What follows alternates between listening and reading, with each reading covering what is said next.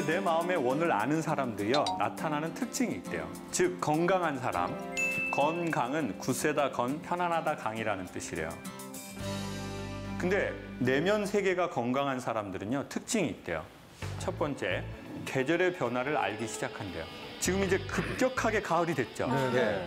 그러면 이제 가을이 되면서 이런 분들이 있어요. 아, 이게 지금 완전 아침 저녁으로는 가을인데? 이러는 분이 있어요. 있어, 맞아. 여러분이 최근에 그런 느낌을 느끼셨거나 멘트를 하셨다면 여러분은 건강하시고 여러분 주변에 있는 사람들은 여러분과 관계 맺기를 좋아하실 거예요. 했어요. 했지. 자, 그런 거 한번 하시면 손 한번 들어보세요. 유독 추웠어, 아침에. 자, 내리시고요. 유독. 너무 더웠다면. 지금 손 드신 분들은 다 표정이 이래요. 손 안 든 분들 어떤지 아세요? 내면 세계가 건강할수록 감수성이 좋고 계절의 변화를 인지하고 인식한대요. 더 좋은 사람은 그걸 코멘트하고. 그런데 내면의 건강을 잃으면 계절의 변화를 2개를 알아낸대요. 덥다, 춥다. 꽃은 언제 아름답냐면요, 당신 안에 꽃이 있을 때래요. 그래서 사람은 꽃밭으로 가면 자기 안에 꽃을 발견할 수도 있대요. 그러니까 건강해지면 자연을 보지만 자연에 자꾸 가다 보면 건강해지실 수도 있대요. 그리고 나하고 사이가 안 좋으면요, 되게 많이 불안해지기 시작해요. 그리고 미리 염려를 갖다가 써요. 염려라는 말은 무슨 뜻이냐면요, 몸과 마음이 한 장소에 있는 게 아니라 몸은 여기 있고 정신이 과거나 미래로 돌아다닌다는 뜻이래요. 근데 불안은 계속 찾아오거든요. 왜 이게 자연에 가서 좋은 산책을 할 때 없어지나 봤더니 산책을 할 때는 산책이 좋으면 몸과 마음이 여기에 있게 되더래요. 여러분 만약에 강연이 재미있으시면 여러분의 마음은 지금 여기에 있어요. 근데 강연이 재미가 없기 시작하면 자꾸 시계를 보면서 전철만 끊겨와. 차도 없는데 씨. 완전 짜증나 씨. 그러니까 사람은 좋으면 여기에 있어요. 근데 좋지 않으면 정신이 어디 가 있어요. 그러니까 좋은 거를 자꾸 해보시면 마음이 여기로 돌아오실 거예요. 근데 마음에도 길이 나거든요. 그러면 이제 나중에 그 길로 가시는 거죠. 마음의 길로. 두려워하지 마십시오. 지금까지 잘하셨던 것처럼 잘 되실 거예요. 그리고 사람은요, 여기에서 잘 자라던 나무를 새 땅에 옮기잖아요. 4배의 악력이 필요하대요. 그러니까 지금 전에 있던 잔가지들을 다 잘랐기 때문에 지금 힘드실 거예요. 그러면 어떻게 하면 되냐면요, 나무 수액 맞으면 됩니다. 그게 이런 어떤 강연이 될 수도 있고, 책이 될 수도 있고, 종교가 될 수도 있고, 또 가족의 사랑이 될 수도 있고, 내가 나에 대한 돌봄이 될 수도 있고, 혹시 이직을 하셨거나 그리고 뭔가 새로운 땅에서 새로 시작하려고 하시는 분이 계시다면 우리가 4배 힘들다는 걸 인정하면 우리의 힘듦이 조금 이렇게 좀 다독거려질 겁니다. 그리고는 좋은 거 드십시오. 강연도 들으시고 여러분이 뭔가 고개를 끄덕거릴 만한 순간이 되면 여러분에게 에너지가 됐다는 뜻이에요. 여러분 마음에 힘이 되는 순간입니다. 사람이 깨달음과 감동에 이를 때 무의식으로 고개를 흔들거린대요. 그러니까 고개를 끄덕거릴 만한 사람이나 그런 단체하고 만나시라고 추천드리고 싶어요. Can you tell me how we got in this situation? I can't seem to...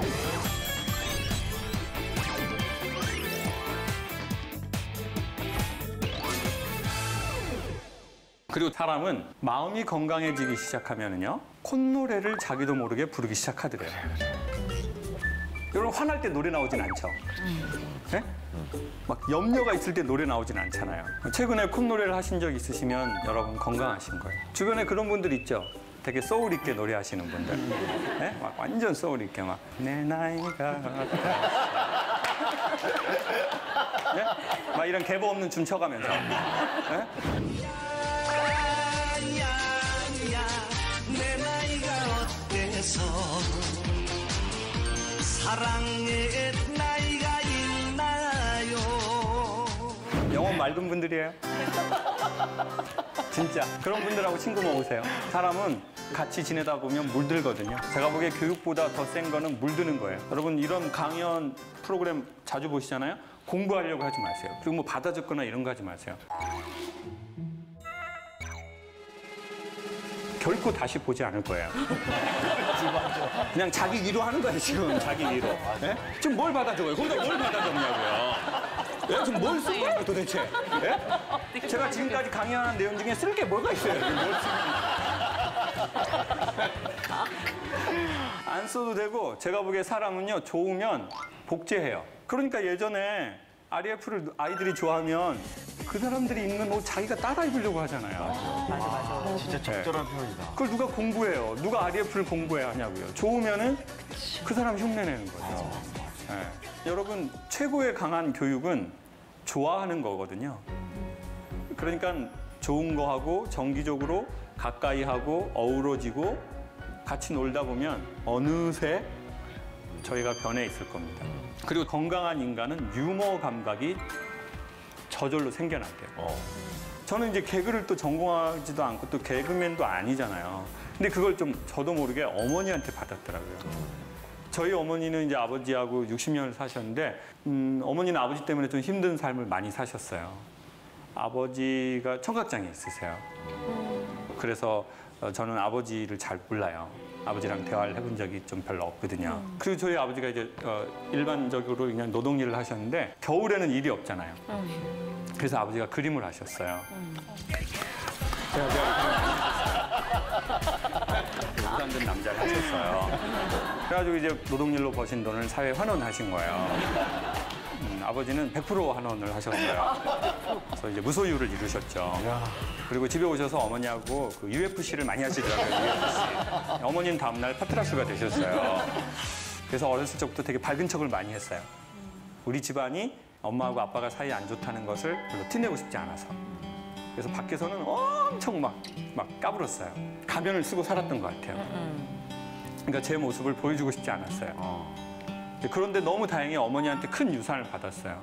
어머니는 뭐 신앙도 없고 어머니는 술도 안 드시거든요. 그러니까 이제 아버지하고 너무 힘든 거를 어머니는 오직 이 말로 이걸 반전하면서 사셨던 것 같아요. 그래서 제가 엄마 아버지 뭐 아파? 어떠셔? 항상 아파. 너희 애비는 항상 아파. 개미가 지나가도 아픈 놈이다, 저놈이. 네. 그리고 엄마 나 강의하다가 뭐 홍삼을 좀 받았네. 아버지 드려. 엄마도 같이 잡숫고. 그럼 보통 이제 엄마들은 야 뭐하러 그런 걸 보내니? 엄마 잘 먹을게. 뭐 이러잖아요. 짱호가 이런 거 보내지 마. 너희 애비 이런 거 많이 먹으면은 죽은 때 얼른 안 뒤져버려. 보내지 마. 보내지 마. 보내지 마. 근데 그게 제가 이제 물들지 않았겠어요? 그러다 보니까 어느 날 제가 강의를 딱 하기 시작했는데 엄마처럼 상황을 바라보는 게 있더라고요. 유머라는 말의 뜻은 웃기다는 뜻이 아니래요. 휴먼이라는 말에서 파생된 말이고요. 뜻은 흐르다, 예상치 못한 놀라움, 반전이라는 뜻이죠. 그러니까 진짜 유머의 힘은 가볍게 웃기는 것도 있지만 힘든 삶을 탁 틀어내는 힘. 그러니까 엄청 위대한 힘이죠. 남성은 웃기는 여성을 좋아할까요? 여성은 웃기고 유머러스한 그런 남성 좋아하죠. 네. 근데 남성은 막 유머러스한 여성 좋아할 것 같아요. 싫어하더라고요. 아, 그게 왜 그래? 좀 싫어하더라고요. 그러니까 아무리 예뻐도 웃기면은 이렇게 웃기는 해요. 너무 재밌으세요. 화가 나네. 그리고 너무 재밌으세요. 개그맨이 들을 따위는 아니네. 개그를 잘못 아니야. 왜냐하면 보수적인 남성일수록요. 자기를 웃기는 여성을 좀 덜 선호하더라고요. 그러면 어떤 여성을 선호하나 봤더니 좀 웃어주는 여성을 선호하더라고요. 맞아. 그렇죠. 여보, 뭐 매운탕 먹을까? 그러면 뭐 당신 좋아하면 먹지 뭐 이렇게 웃으면서 하면 기분이 완전 좋다고요. 그리고 안 해줄 거면 이렇게 하세요. 여보, 이렇게 웃으면서 여보 오늘은 집에 있는 거 먹으면 안 될까? 다음에 꼭 할게.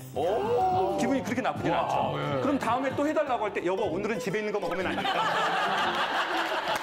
여보 오늘 내가 정말 미안해. 오늘은 재료가 없어서 오늘만 집에 있는 거 먹으면 안 될까? 계속 그렇게 하자. 여보 나중에 제사상에 올리면 안 될까?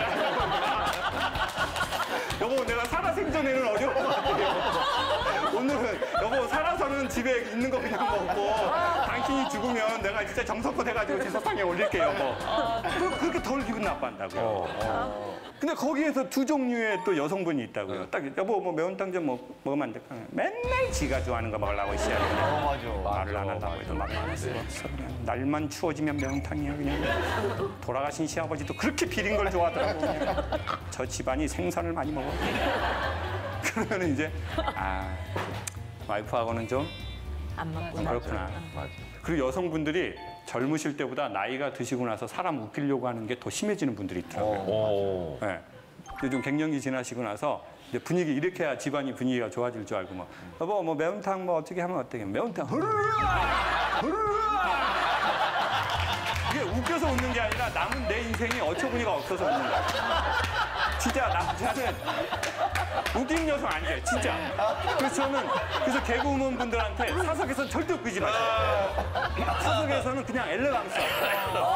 그리고 그냥 방송 나갈 때만 웃기시고 사석에서는 그냥 안녕하세요 하고 뭐 네네 이런 게 좋지. 어떻게 생각하세요? 매우 동감합니다. 왜냐면 그쵸. 개그우먼들이 소개팅할 때 잘 되는 경우가 극히 드물어요. 왜냐면 직업병이라는 게 있어서 보통 남자들이 실물이 예쁘시네요. 이러면 다 뜯어 고쳤어요. 이미 거기서 얘기 끝났어. 이미 얘기 끝났어. 그리고 표정도 예 고맙습니다. 이렇게 하면 딱 될 거를 이게 직업병이라는 게 너무 무섭더라고요. 그 앞에서 웃고 연락 안 하게 돼 있단 말이에요. 어쩜 그렇게 다음에 만나자고 철석같이 얘기해놓고 집에 가면 연락한다고 해놓고 집에 아직도 안 간 모양이에요. 집이 사장이라고 해놓고 사장이라고 해놓고 그러니까. 그거 봐요. 자, 웃어준다는 게 뭐냐면요. 박수 치는 거예요, 당신한테. 당신 너무 대단하네요. 이게 바로 이태리 남자들이 전 세계 여성과 사랑에 아주 빨리 빠지는 이유예요. 이태리 남성들은요, 여성들이 되게 이렇게 마음에 들잖아요. 그러면 아벨라라고 해요. 아벨라. 당신 아름답다는 뜻이에요. 경의를 표하는 거예요. 아벨라, 감탄. 근데 이제 제스처도 같이 한다고요. 아벨라. 모짜렐라. 자, 보세요. 제가 지금 어떤 행동을 할 때 여러분이 막 이렇게 하시죠? 이거 지금 저한테 박수 치신 거예요. 그러면 제가 어떻게 되는 줄 아세요? 자존이 올라가요. 내 존재가 소중하다는 느낌. 내가 있어서 이분들이 좋구나. 이거는 비언어적 언어거든요. 이 비언어적 언어는 영혼의 언어예요. 그러니까 여러분의 마음에서 나온 거예요. 이러니까 제가 여성들 강연에서는요. 제 능력의 200%, 300%가 나와요. 전 강사료를 너무너무 많이 준다고 해도 중학교 남자애들하고는 안 해요. 너무나 많은 상처를 받아요. 제가 1000명 가봤어요, 1000명. 청소년 캠프. 1000명이 1시간 동안 저 어떻게 본 줄 아세요?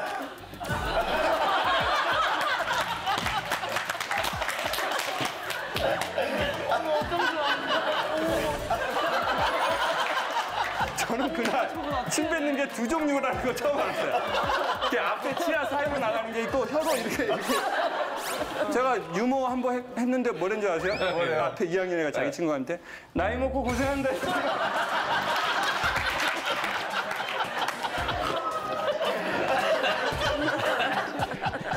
걔네 걸어 다닐 때도 어떻게 걸어 다니는 줄 알아요?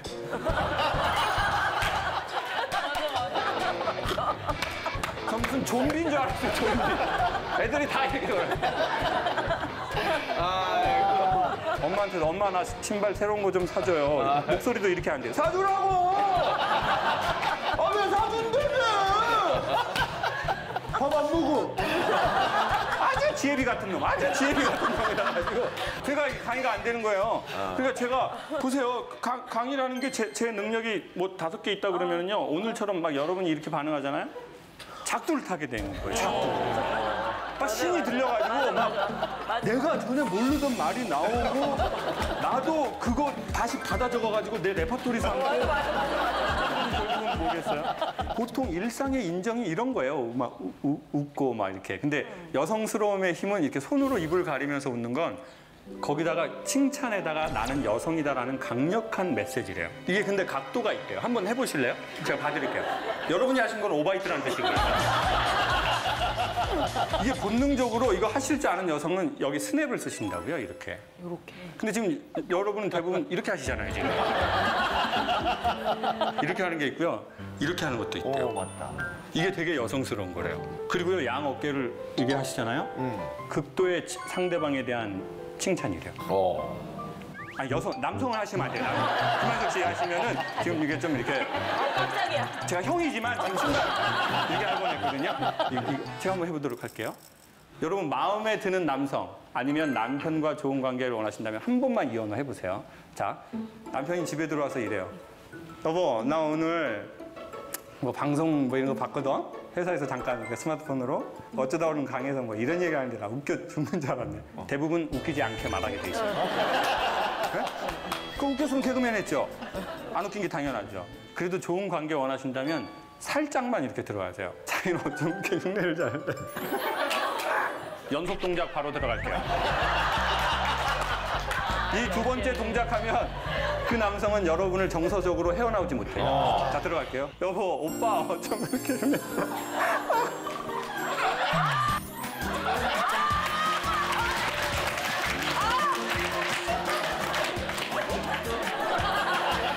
이게 다 언어예요.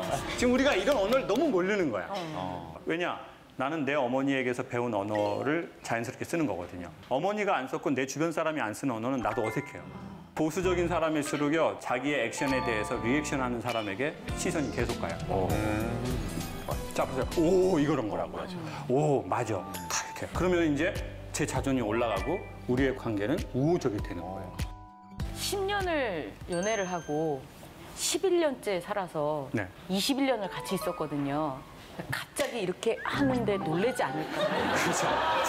실천하고자 하는 의지는 있는데 그러면 제가 해요 그가 놀랄까 봐. 얘가 왜 이러나? 그러면 차라리 네. 하지 않아야 될 거를 소개할게요. 오래 살면 이렇게 한다고요. 자기야, 나 이거 오늘 웃기지 강의에서 들었어. 근데 이제 한 20년 살잖아요. 그럼 와이프들이 이런다고요. 어디 가서 하지 마.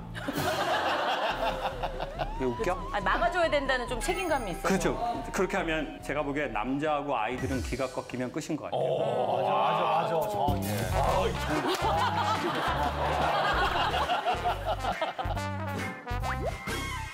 왜냐하면 자보세요. 살다가 사업이 안 될 수도 있어요. 맞아. 죽을 뻔한 고비를 넘길 수도 있어요. 비난을 받기도 하고 망하기도 하고 빚을 지기도 하는데 그때 없으면 안 되는 게 기거든요. 기운.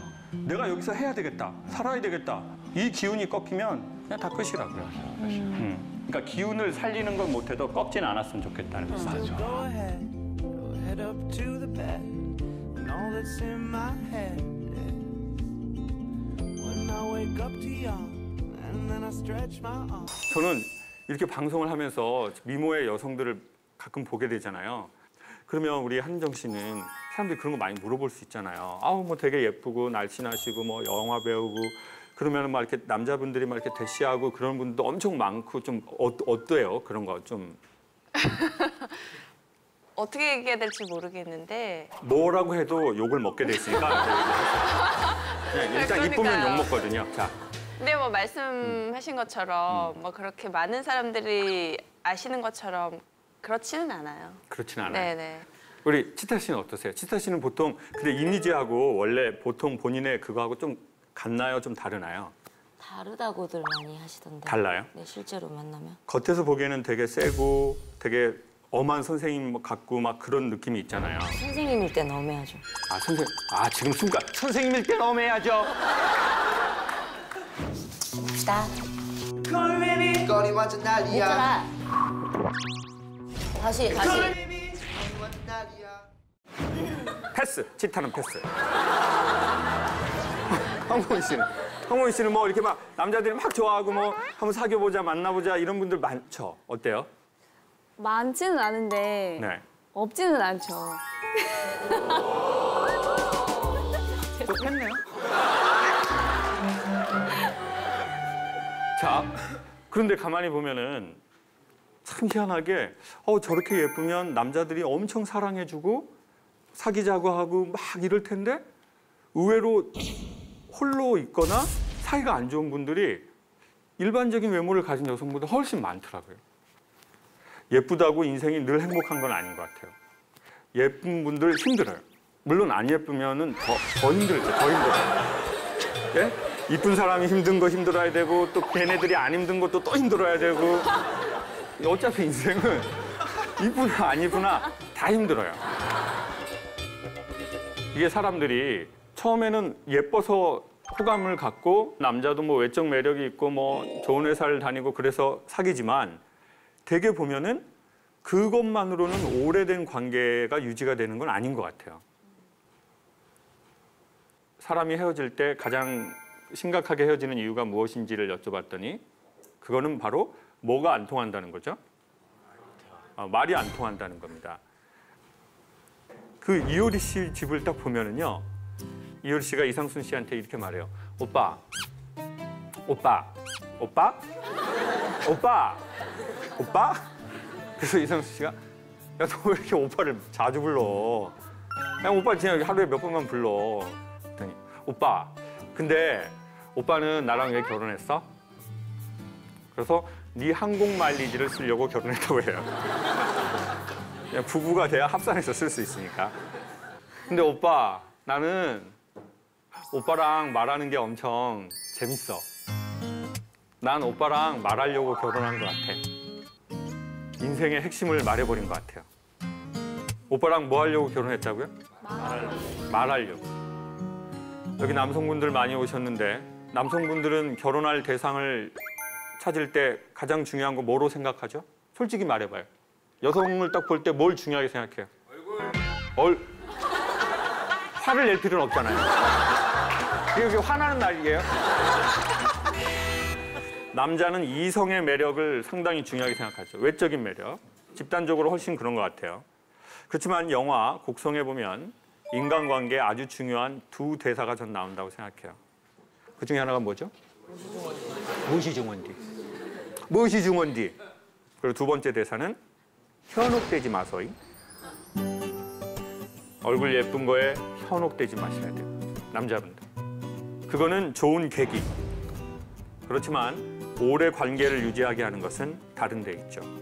그것을 이효리 씨가 말한 거예요. 나는 오빠랑 말하는 게 너무 재밌어. 나 오빠랑 말하려고 결혼한 것 같아. 내가 말했을 때 저 사람이 어떻게 반응하는지. 이게 상당히 중요해요. 그리고는 또 이렇게 말해요. 다른 프로에서.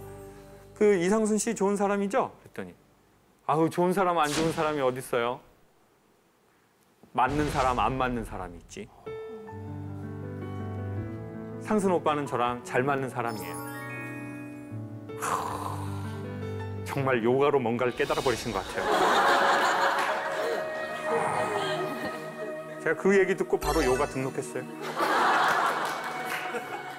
그리고 저는 이상순 씨의 특징을 알아냈어요. 말을 많이 하는 게 아니에요, 그분은. 상대방으로 하여금 말을 하게 하더라고요. 그러니까 예를 들면 뭐 이런 거죠. 옷가게에 갔어요. 근데 막 이효리 씨가 옷을 막 많이 사요. 그러면 보통 한국 남자들은 거기서 뭐라고 하세요? 막 가자. 네. 빨리 사! 뭐 살지 생각하고 와. 와서 고르지 마. 너 옷을 바꿀 때가 아니야. 넌 몸을 바꿔야 돼. 싸우고 싶어. 그런데 그 이상수 씨가 뭐라고 한 줄 아세요? 너무 공감. 뭘 많이 사니까 이렇게 해요. 효리야, 너 그거 비슷한 거 집에 있지 않아? 맞아. 아, 말을 좋게 하더라고요. 전 그걸 보면서 아, 저런 남자 참 좋구나. 그리고는 확실히 느꼈어요. 전 남자분들한테도 물어봤거든요. 가장 싫어하는 아내상을 뭐라고 하는 줄 아세요?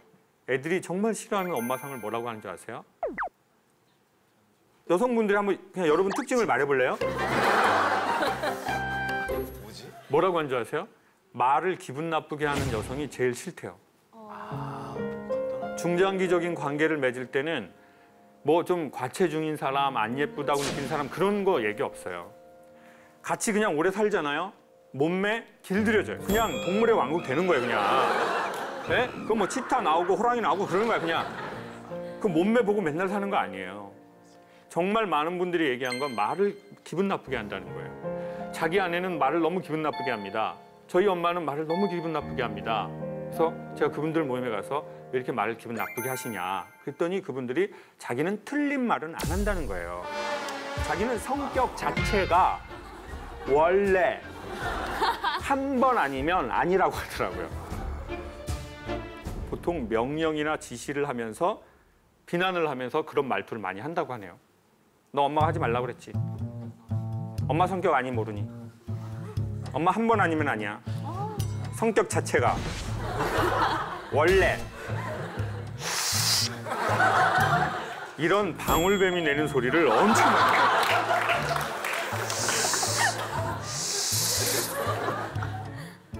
자, 그런데 우리는 왜 그런 말들을 보통 할까요? 그걸 이렇게 역추적으로 해서 알아봤더니요. 내가 뭔가를 틀렸을 때, 내가 뭔가를 온전하게 성과를 이루지 못했을 때 내가 받아들여졌다라는 느낌을 못 가지면 우리가 그렇게 한대요. 자, 한국에서는 누군가를 칭찬할 때 뭐라고 칭찬하죠? 제가 오늘 이 방송에 나간다고 뭐 주변에 한두 사람한테 얘기하면 100% 이렇게 말해요. 잘해. 제가 성악을 전공했잖아요. 외국의 합창단과 한국의 합창단이 다른 게 있어요. 외국 사람들은 무대에 올라가기 전에 이렇게 말해요. 엔조이 하자. 자, 우리 준비 다 끝났으니까 엔조이 하자. 근데 우리 한국 합창단 이래요. 잘하자. 잘하자. 정신 바짝 차려. 너 항상 선생님이 지켜보고 있다고 생각하고 정신 바짝 차리라고. 지금 무대가 호락호락한 게 아니야. 그리고 이제 외국 합창단의 친구들이 끝나고 내려오잖아요. 그러면은 탁 내려오면서 이렇게 말해요. 즐겼니? 젠틀하다. 즐거웠어? 어땠어? 즐겼어? 저희는 내려오면서 틀렸냐?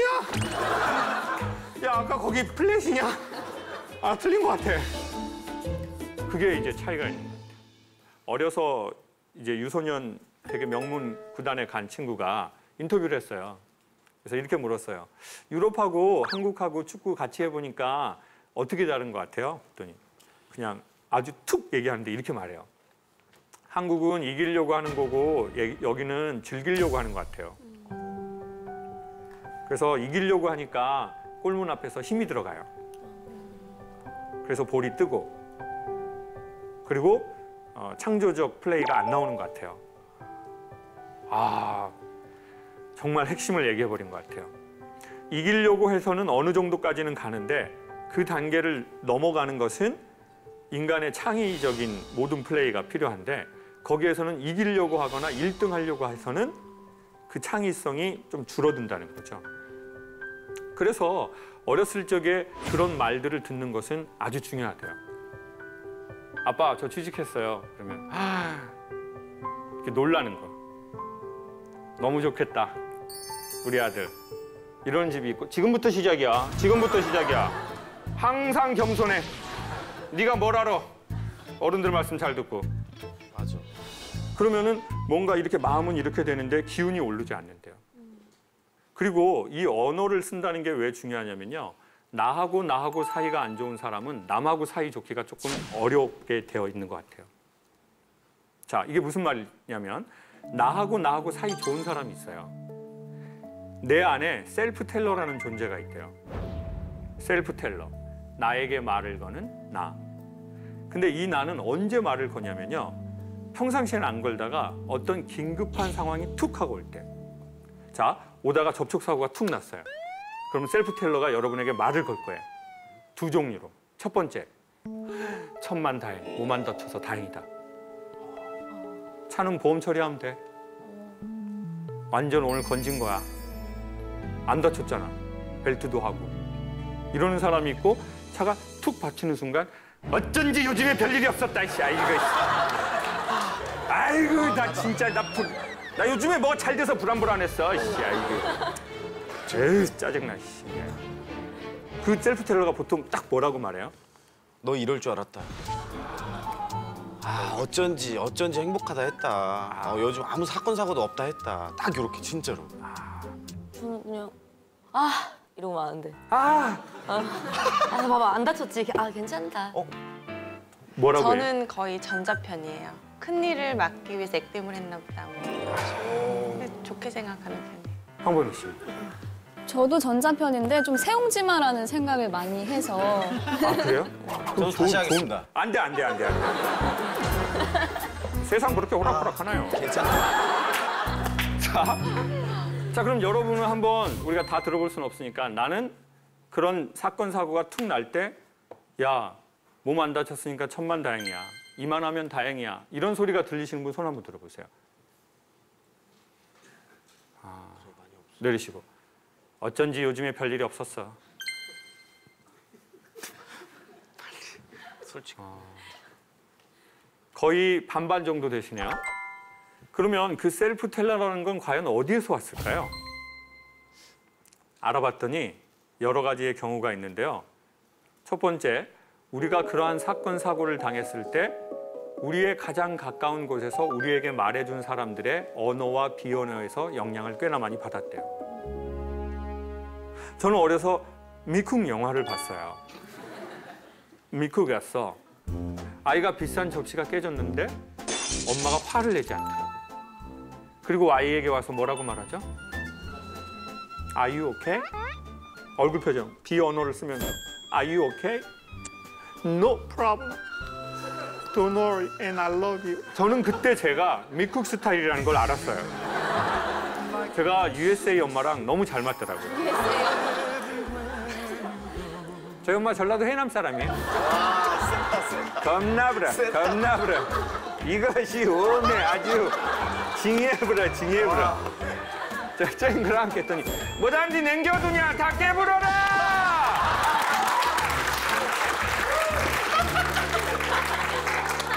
저는 언젠가 미국에서 친엄마가 오실 거라고 생각했어요. 미국 애들 바닷가에서 수영하다가 빠져 죽을 뻔해봐요. 엄마 아이 구해내고 아이가 인식이 돌아오자마자 눈물을 머금으면서 그 서글서글한 비언어를 쓰면서 똑같이 말해요. 뭐라고 한다고요? Are you okay? Are you okay? No problem. Don't worry. And I love you. 그리고 마지막 아이의 운명을 바꿀 긴 대사를 치죠. 넌 이 힘든 사건을 통해 네가 우리에게 얼마나 소중한 아이라는 것을 결코 잊어서는 안 된다. 지금 여러분 얼굴 표정이 그건 왜 영어로 안 하냐? 그건 왜 영어로 안 하냐? 좀 쉬운 것만 영어로 하고 말이 길어지니까 한국말로 할 수 있으면 해드렸죠. 너무나 감동적이죠. 인간은요, 힘들 때, 어려울 때 망하거나 죽는 게 아니고 힘들었을 때 위로 못 받으면 그때 망하는 거래요. 저도 고향이 바닷가였어요. 네? 수영하다가 미역에 미끄러져서 죽을 뻔했어요. 그렇지만 저는 어린 나이에 알았어요. 위로는 필요 없다. 조용히 넘어가는 게 최고다. 뭐 이거 얘기한다고 뭐가 되냐? 그런데 저희 막내 누나 김미자 촉새 입이 엄청 싸요. 어느 집이나 그런 것들이 꼭 있습니다. 그 촉새가 가서 엄마한테 보자지를 했고 아들은 죽을 뻔했고 집에 겨우 살아서 들어온 아들에게 엄마가 뭐라고 하면 아들의 인생이 반전 가능하다고요? Are you okay? Are you okay? No problem. Don't worry. And I love you. 근데 엄마는 저를 보시더니 짧게 하시더라고요. 뭐단지 살아버렸냐? 아가, 너는 뭐단지 살아버렸어. 하라는 공부를 안 하고. 그러면은 그때 저는 아이가 느꼈던 감정을 기억해요. 첫 번째, 자책. 나는 왜 하라는 공부를 안 하고 이렇게 바닷가에 놀러 가서 나는 왜 이렇게 쓸데없는 짓을 하나? 엄마 말대로 공부도 못하고 이런 일이나 하고 그러면 아이는 자책하게 되는 거죠. 자, 우리의 부모님과 우리의 주변 어른들이 우리가 사건과 사고를 당했을 때 어떻게 말해줬냐는 거죠. 그리고 그 말은 우리의 셀프 텔러를 만들어가기 시작해요. 왜냐하면 의식의 반복은 무의식이거든요. 그리고 무의식은 다시 의식의 영향을 또 주고 이것의 반복은 인간의 운명과도 같고 인간의 삶을 바꾸기도 하거든요. 우리 네 분은 어렸을 적에 기억에 남고 그럴 만한 어떤 뭐 일들이 있었는데 그때 누군가가 결정적 순간에 한마디를 해준 게 딱 기억나는 게 혹시 있으세요? 누군가 저를 밀어가지고 제가 높은 데서 떨어진 적이 있는데 저희 어머님이 그랬어요. 뭐 하려고 하루는 공부는 안 하고 거기 올라가가지고 그렇게 사서 그분 고생을... 한씨 아니에요? 저희 엄마도 한씨인데? 네. 비난. 네네. 그래서 그 이후로 절대 그 높은 곳은 가지 않거든요. 그래서 약간 아, 그런 것들이 조금 약간 트라우마? 지금도 그러면 높은 곳은 잘 가지 않아요? 네. 촬영한다 할 때 뭐 좀 그런 위험한 곳은 그럼 사전에 콘티 보고 그건 저는 못 하겠습니다 이렇게 하는 거. 일할 때는 조금 위험해도 감수하고. 감수하고 하는 거고 평소에는 그래요. 치타 씨는 어떠세요?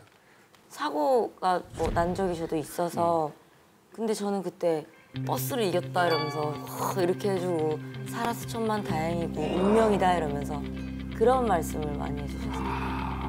사건 사고를 안 당하는 게 가장 좋은 거지만 당하고 나서 주변 사람들이 버스를 이겼구나 네가. 그것도 좀 이상하죠. 그게 다시 또 그 버스를 타게 하는 트라우마를 그런- 극복하게 하는 그 그렇죠. 무엇이세요? 큰 트라우마는 안 생겼어요. 가끔 뭐 차 타고 가는데 옆에 큰 게 있으면 확실하게. 놀라긴 하는데 내 일상에 지장이 될 네, 만큼은 지장이 아니지. 될 만큼은 아니에요. 그분 참 만나보고 싶네요. 황진수 씨는 뭐 사건 사고 별로 많이 겪었죠? 많이 겪었죠? 네. 수도 없이 네. 저는 택시에 치였어요. 그리고 어렸을 때 달리기 그때 제가 동네 1등이었거든요. 택시를 내가 따라잡을 수 있다. 그래서 정말 무모하게 뛰어들어갔어요. 택시가 달려오는데 근데 정말 큰 사고여가지고 공중에 날라서 바닥에 얼굴 이쪽이 다 벗겨졌어요. 근데 그때 제가 제일 먼저 들었던 생각이 뭐냐면 엄마한테 죽었다 이 생각이 들어가지고 계속 얼굴을 이렇게 가리고 다녔었어요. 근데 다행히 그때 할머니 집에 맡겨졌었는데 이제 생각나는데 할머니가 그랬던 것 같아요. 뭐라고 해주셨어요? Are you okay?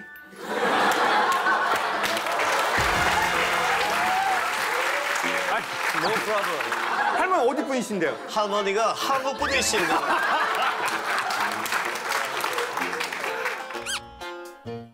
나타나는 게 뭔가 하면은 너 내가 누군지 알아요.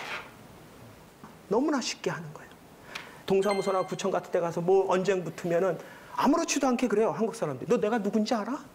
그 사람 미치는 거 한번 보고 싶으면요. 이렇게 대답하면 돼요. 동사무소나 구청 같은 데 가서 뭐 언쟁 붙으면은 아무렇지도 않게 그래요. 한국 사람들이. 너 내가 누군지 알아? 그 사람 미치는 거 한번 보고 싶으면요. 이렇게 대답하면 돼요. 몰라. 우리나라 국민이 5천만인데 내가 누군지 알게 뭐예요? 우리나라 사람들은 이 관계성과 주체성 때문에 갑질이 생기는 거예요. 나를 인정해 줘야 되는 거예요. 그 사람이 바보라서 원칙을 모르고 그런 게 아니에요. 우리 대한민국에 많은 갑질이 여러분 모두 다 해당해요. 여러분이 식당에 가면 여러분이 갑이에요. 거기서 일하는 분들은 을입니다. 힘의 불균형에서 갑질은 나올 수밖에 없는데 왜 이렇게 극단적이고 비이성적인 형태로 나오냐? 왜 가끔 나오는 거 보면 이성을 잃은 것처럼 보이냐? 그 이유가 뭐냐? 자기가 무시받았다는 느낌을 받아서 그래요. 지금 많은 세대 갈등이 있다 그러는데 세대 갈등의 원인 중에 하나는 이 주체성이에요. 왜냐? 여러분들 대한민국을 이만큼 잘 살게 만들어 놓은 기성세대, 그러니까 여기 젊으신 분들의 할아버지 세대쯤, 여기 나이 드신 분들의 부모님 세대쯤은요, 그분들은 주체성이 만땅으로 채워지신 분들이에요. 왜냐하면 그분들은요, 대한민국에서 다 처음 해봤어요. 다리도 처음 나봤고요, 학교도 처음 만들어봤고요, 이런 세트장도 처음 만들어봤고, 방송도 처음 만들어봤고, 뭐든지 다 처음 해본 사람들의 특징이 뭔지 아세요? 자기 마음대로 할 수 있다는 거예요. 그분들은 그러면서 뭐예요? 다 자기가 한 것 같은 거예요. 왜냐? 그때는 조직이 다 작았어요. 그때는 내 존재감을 100% 느끼면서 내 마음대로 할 수 있는 시대였어요. 지금 우리 부모님 그런 세대들 중에 대학을 나온 분들, 고등교육을 받은 분들이 얼마 되진 않지만 그분들이 그 교육을 받을 때 그분들의 부모님들은 잔소리 안 했어요. 왜냐? 그분들은 교육을 받아본 적이 없거든요. 대부분. 그래서 지금 이 대한민국의 경제 발전을 이끈 기성세대가 교육을 받을 때 그 부모님들은 하는 소리가 뭐였어요? 밥은 먹었니? 건강 챙기고 믿는다. 뭐 이런 소리 하면서 그러니까 자기 마음대로 한 거예요. 공부도 자기 마음대로 해보고. 근데 그렇게 해서 주체성을 만땅으로 채우신 강하신 분들이 무슨 짓을 했냐? 젊은 세대들이 판단해야 될 것까지 자기 마음대로 다 해보려고 그래요. 젊은 세대들이 공부하려고 그러면 야 그거 아니다 이거다. 저거 해보려고 그러면 그거 내가 해봤는데 안 되더라. 뭐 한다 그러면 야 그거 저 텔레비전에 야 하버드간에 나온다 야 와서 봐라. 내가 공부한다는데 그것도 내 마음대로 못하게 해요. 학원은 여길 가라 뭐 모든 걸 다 그런 식으로 우리 사회가 만들어버렸어요. 그러니까 뭐예요? 그나마 주체성이 한국 사람들은 강한데 누가 시키는 대로 하면 불만이 많아요. 이 불만을 해소하는 방법은 두 가지예요. 자빠지는 거예요. 뭐 어차피 내가 할 것도 아니고 내가 해봐야 의미 없는데. 무기력해지는 거. 또 하나는 뭐예요? 분노하는 거예요. 지금 우리 사회가 그 갈림길에 있는 거예요. 대한민국을 이런 어떤 세계의 유례가 없는 경제 발전을 이끌었던 바로 그 원동력이 바로 우리 스스로를 불행하게 만들 수밖에 없다는 거예요. 여러분들이 주인공이 되고 싶어요. 그건 누구나 그래요. 특히 다른 사회에 비해서 한국 사람들이 더 그래요. 문제는 주인공 되기가 얼마나 힘든데요. 옛날에 200명이 모여 있을 때는 나 한 명 빠지면 200분의 1이 빠지기 때문에 다 알아요. 요새 대기업 같은데 30만 명인데 나 빠지면 압니까? 옛날에는 우리의 기성세대들은요, 자신의 존재감을 느끼고 싶지 않아도 느끼면서 살 수밖에 없었어요. 이제는 뭐예요? 여러분들은 75억 인구 중에 한 명이 돼버렸어요. 우리나라가 왜 이렇게 불행할까요? 가진 게 없어서? 가진 게 없어서 불행하다 그러면요, 솔직히 대한민국 70년 역사에서 지금이 가장 행복해야 되는 거 맞아요. 왜냐? 가진 건 더 많은 거 맞아요. 우리가 가진 것 때문에 불행해진다면 지금 아무도 불행하면 안 돼요. 상대적으로는. 평균적으로는. 가진 것 때문에 불행한 게 아니라 그 수많은 사람들한테 인정받을 일이 별로 없기 때문에 그래요. 한턱 쏠 일도 별로 없어졌고요. 내 존재감을 알아주는 사람도 별로 없고요. 그런 한국 사회에서 우리가 어떻게 살아야 되냐, 어떻게 주인공으로 살 거냐, 딱 두 가지예요. 하나는 뭐예요? 나를 인정하는 수밖에 없어요. 과거처럼 남한테 의존하고 다른 사람한테 존재감을 받는 시대가 아니에요. 여러분들이 그러려면 전 세계 75억 인구한테 존중받아야 돼. 존재감이 있어야 돼. 50년 전, 60년 전에는 미국의 제일 부자가 누군지 대한민국 국민들은 거의 몰랐어요. 대한민국 부자가 전 세계에서 제일 부자인 줄 알았어. 지금도 우리나라에서 제일 부자라는 분들 얘기 들으면, 재산 얘기 들으면 그래, 와 저렇게 돈이 많아? 그런데 그런 분이 전 세계 무슨 500대 부자에서 보면 랭킹이 200이니 300이니 이런 거 얘기 보면 뭐 지난해나 뭐 별로 다를 것 같지 않은 것 같아요. 이런 시대에 살고 있는 거예요. 여러분이 뭘 해도 전 세계 75억 인구랑 비교될 거라는 거예요. 여러분의 존재감을 강하게 느껴주는 여러분 주변에 있는 사람들은 아빠, 엄마, 형제, 자녀 정도뿐이 안 돼요, 이제.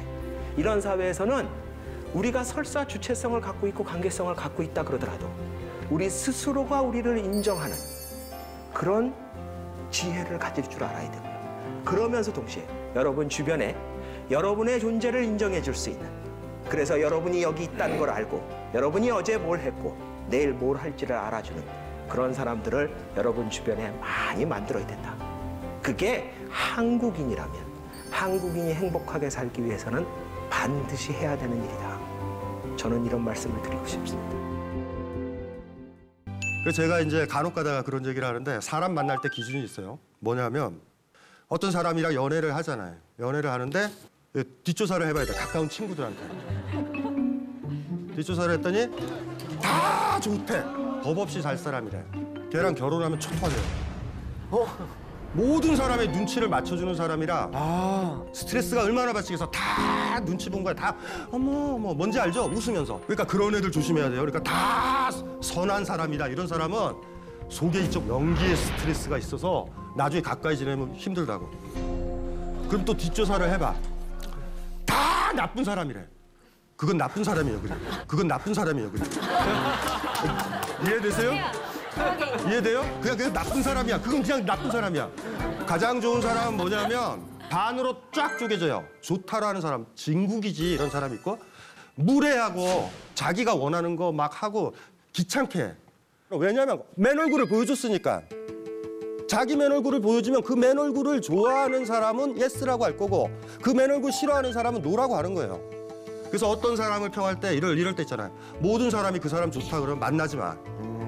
모든 사람이 나쁘다 그러면 나쁜 사람이야. 그래서 만나면 안 돼. 최악의 인간. 반이라고. 반. 저는 그런 사람을 만나고 싶어요.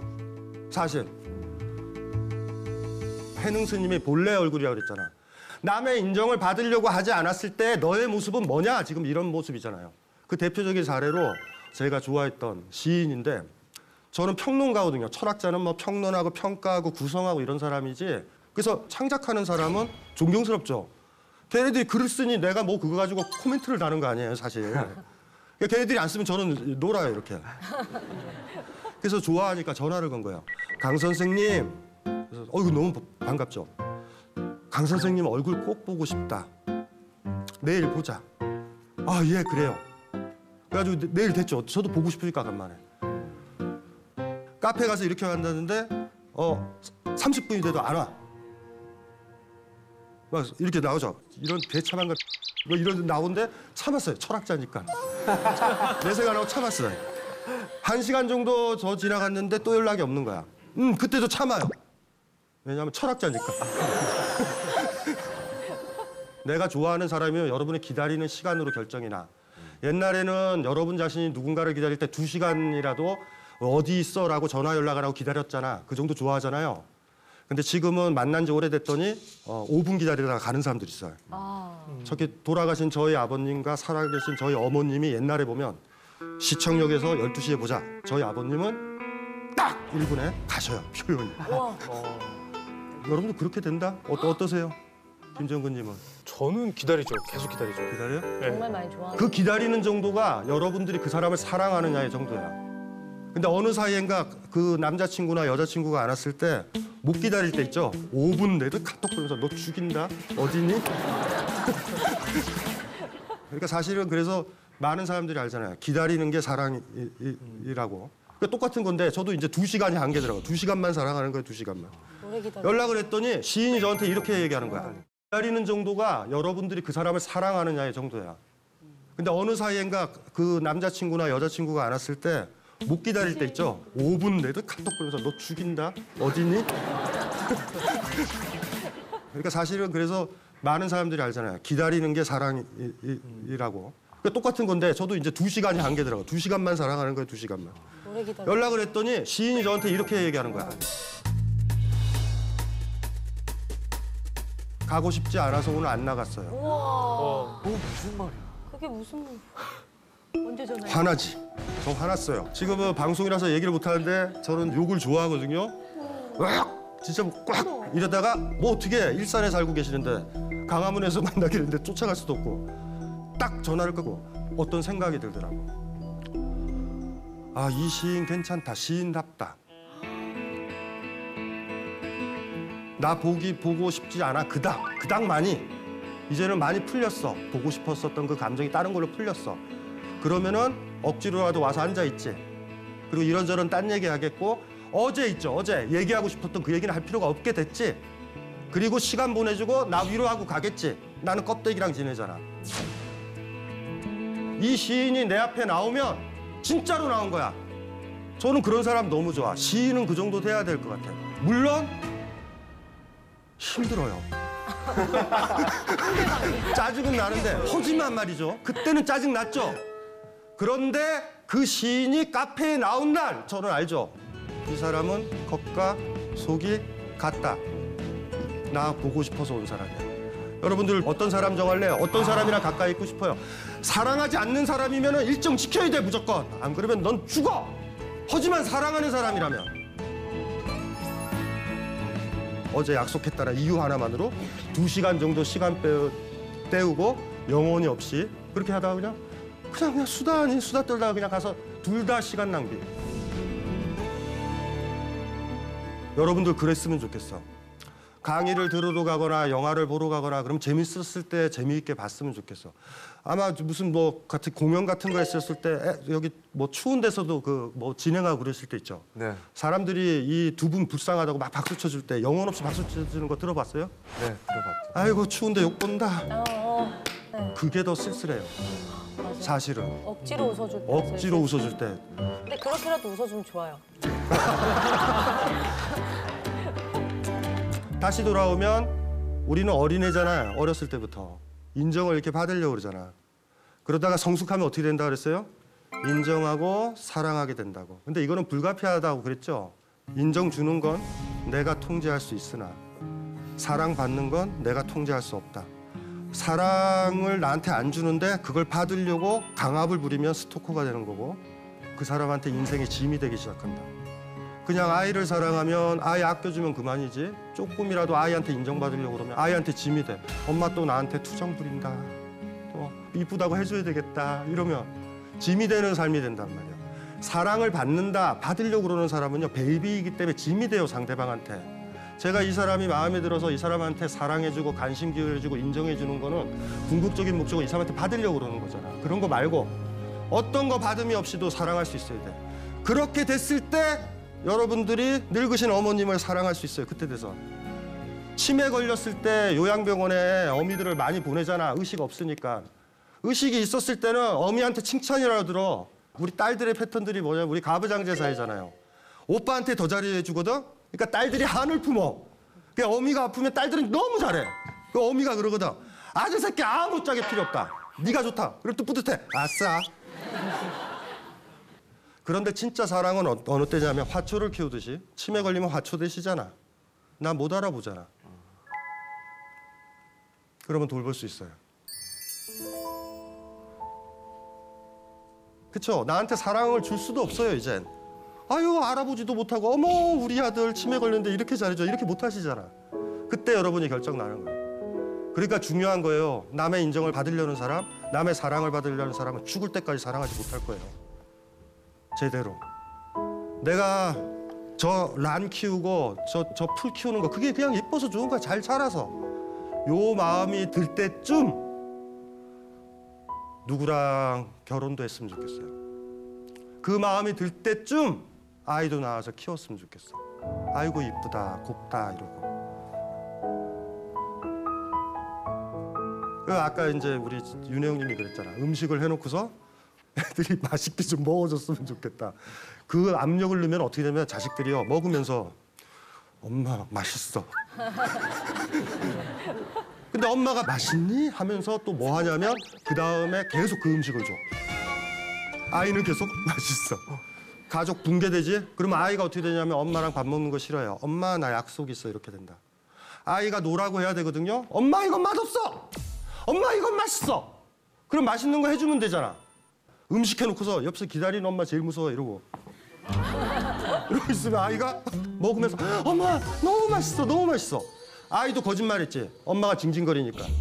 그러면서 어떻게 되는 거예요? 그 맛없는 음식을 계속 먹어야 돼. 그럼 시간이 지나면 두 사람의 관계가 멀어지죠. 엄마는 또 착각에 빠져. 그 맛있는 음식을 했는데 왜 얘는 안 들어오지? 아이도 또 전화해. 그 맛있는 음식을 못 먹어서 미안해요. 하면서 끊지만 애들이랑 딴 거 먹고 있어요. 사회관계가 아니라면 우정이랑 사랑, 깊은 관계라면 주변 사람들이 노라고 예스라고 하여야 된다. 잘 봐요. 여기 결혼하신 분들 저기 있어요. 내가 하나만 물어볼게. 남녀잖아요, 남녀. 진짜 본인이 원하지 않았는데 남편이 키스하는 걸 원해서 키스한 적 있어요? 여기 결혼하신 분들 저기 있어요. 내가 하나만 물어볼게. 남녀잖아요, 남녀. 진짜 본인이 원하지 않았는데 남편이 키스하는 걸 원해서 키스한 적 있어요? 이게 뭔지 알지? 그 사람을 맞춰준 거야. 저는 제가 사랑하는 여자라면 너 그랬으면 좋겠어. 그럼 안 해야 되잖아. 하고는 싶어. 더 갈망은 더 세져요. 해야 되는데 또 했더니 너 그래 또 내일도 너도. 그런데 32일째 예스 그랬어. 그 키스는 진짜 키스예요. 싫은데 키스를 감하면 본인 자체가 키스 감이 떨어져. 그냥 입이야 그냥 주둥아리. 그래 네 알아서 해라. 자기가 원하는 거 밝힙시다. 남들이 좋아하는 거 말고 나 이거 좋아해요. 안 그러면 여러분 입도 다 망가져. 내가 좋아하는 걸 계속 먹어줘야 미감도 발달하지. 남들이 좋아하는 맛집이라고 그래서 거기 다 입에다 쑤셔 놓으니까. 이런 사람도 봤어 내가. 맛집 맛이 없으면 맛없다 그러면 되잖아. 지혀는 지 거잖아. 그런데 지혀도 부정한다? 뭐라 이런 사람 봤어. 많이 먹으면 맛있어질 것 같아요. 아니 이거 뭔 소리 하는 건지 모르겠어요. 아니 지혀가 내 혀가 아니야. 여러분 입도 여러분 거고 여러분 말, 여러분 걸음걸이, 여러분의 포옹 여러분들의 마시는 차 다 여러분 거야. 그걸 왜 앞 사람한테 눈치 봐요? 눈치 볼 필요 없지. 그리고 여러분이 그걸 드러냈는데 싫어하는 사람 있잖아. 여러분을 사랑하는 사람 아니에요. 자기가 원하는 걸 강요하는 사람이지. 어쩌면 그러니까 그 사람한테 사랑받고 싶어서 그 사람이 내 곁이 떠나는 게 싫어서 그 사람이 원하는 대로 하고 있는 것 같지만 끝내 그 사람한테 버려져요. 사랑하는 사이나 가족은 이게 괜찮다고. 그런데 배려는 말이죠. 강자가 하는 게 배려예요. 약자인데 며느리가 시어머니를 배려한다. 이등병이 사단장을 배려한다. 지금 훈련을 가자고 그러는데 오늘은 꽝사냥을 혼자 조용히 가고 싶어요. 하지만 사단장을 배려해서 훈련에 나가겠다. 이때 배려를 쓰면 안 되지. CEO가 갑자기 모임을 갖는다. 거기 가는 거를 또 배려라고 생각해. 배려라고 쓰지만 힘이 없어서 약해서 끌려가는 거야. 하지만 먹고 사는 일이니 그건 용서가 되잖아. 먹고 사는 일이 중요하니까. 그런데 사람 사랑하는 사이에까지 그래서는 어떡해. 우리 무슨 힘으로 살아요?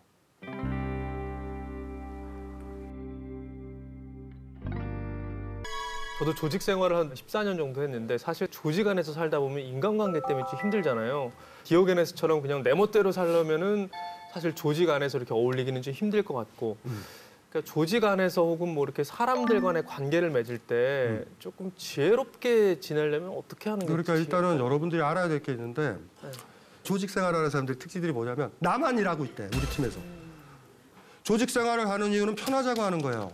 산에 혼자 가게 되면 아프면 아무것도 못 먹는데 2명, 3명이 가면 나 아팠을 때 밥을 해줄 수가 있어요. 조직 생활을 한다는 건요, 여러분의 모든 에너지를 쏟을 곳이 아닌 거, 에너지를 적게 쏟으려고 조직 생활하는 거야. 이거를 알아야 되고요. 또 하나, 조직은 여러분 게 아니야. 월급 주는 사람 거예요. 항상 손님 의식을 가지고 지내. 아니, 그게 정확한 거예요. 그리고 월급 받은 만큼만 일해. 오바해서 막 잔업하고 그리고 지쳐서 나만 하고 있어 이런다고. 대학에서 조별과외를 제일 스트레스를 받아요, 요새 대학생들이. 그러니까 그 고민을 얘기하는 게 하는 사람은 나만 하고 있다. 우리 복학생은 안 한다. 그래서 제가 걔한테 똑같이 했어. 너 한 번은 조별팀을 맡아서 너는 하나도 하지 마라. 한 번만. 어떻게 안 할 수 있어요? 그래서 방법도 가르쳐줬어. 눈이 안 보여 그래라. 눈이 안 보이는데 어떻게 조별과외를 해요? 내가 안 했더니 딴 사람이 했던 조별과외가 자기가 있었을 것보다 더 잘 나오거나 어느 정도 나오는 경험을 한번 해봐야 돼. 아, 나랑 같이 가는 사람 고만고만하고 같은 아픔들이 있구나. 그래, 내가 할 땐 내가 하는 거고 내가 힘들 때 저들이 하기 위해서 같이 하는구나. 직장인들이 10명이 있는데 10명이 한꺼번에 다 일하려고 뽑는 게 아니에요. 그중에 한 3명만 일해. 3명 일할 때 7명을 무시한다고. 7명이 나중에 얼마나 결정적 역할을 하는데. 나중에 여러분들이 일이 펑크나면 알 거예요. 여러분 서류나 자료를 그 7명 중에서 하고 있어. 그러니까 머릿속에 이렇게 넣어놓읍시다. 직장 생활에 올인하지 말아요. 내 회사가 아니야. 손님 의식을 가져요. 대신 CEO한테는 그게 들키면 안 돼. 경계선상에 이렇게 서가지고. 근데 직장 가면 알잖아. 오전에 보면은 일하냐고 누가 점심 기다리지. 제가 그래서 어떤 CEO를 만났어. 제가 강화문에서 오래 살았으니까요. 저 사장님, 내가 여기서 강화문에서 봤더니 애들이 오전에는 일을 하나도 안 하는 것 같다. 왜냐하면 11시 40분서부터 애들이 나오기 시작해. 밥 먹는다고. 출근한 지 얼마 안 된 애들이. 그래가지고 이왕 이렇게 된 거 오후에만 나와서 일하는 게 낫지 않느냐. 그랬더니 그 회장님이 이러더라고. 그거 알아서 오전에 부른 거라고. 그걸 알면 직장 생활이 행복해져.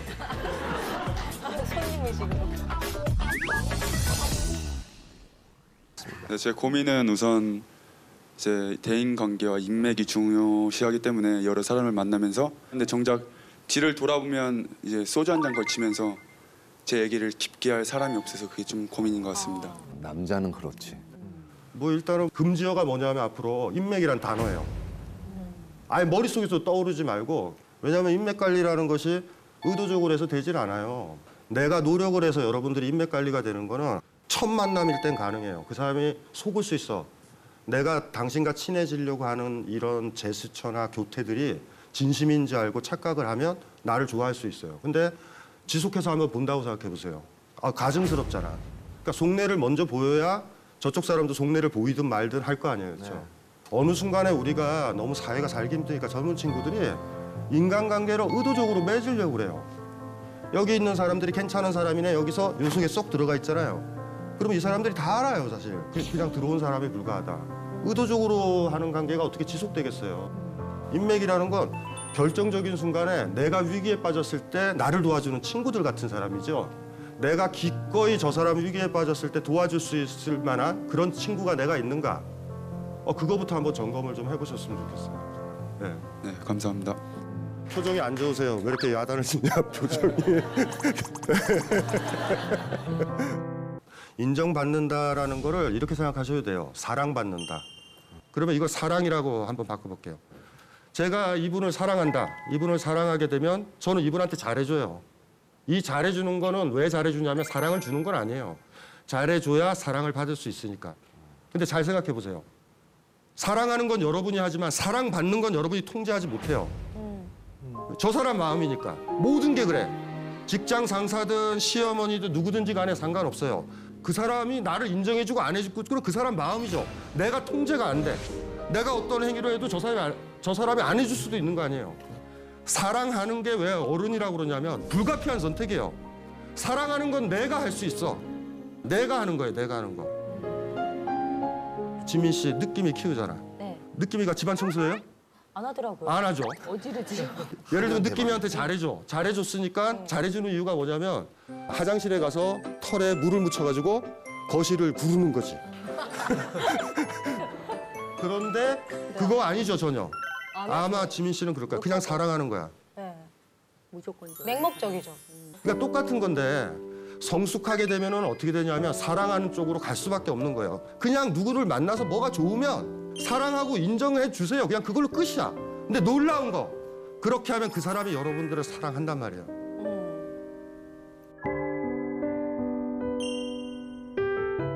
우리가 아는 게 딱 하나 있어요. 나이가 들면 들수록 내가 할 수 있는 건 사랑하는 거밖에 없구나. 사랑받는 건 내가 아무리 바래도 그 사람이 안 해주니까. 근데 그걸 굳이 받고 싶으면 그 사람이 원하는 대로 내가 살아야 되잖아.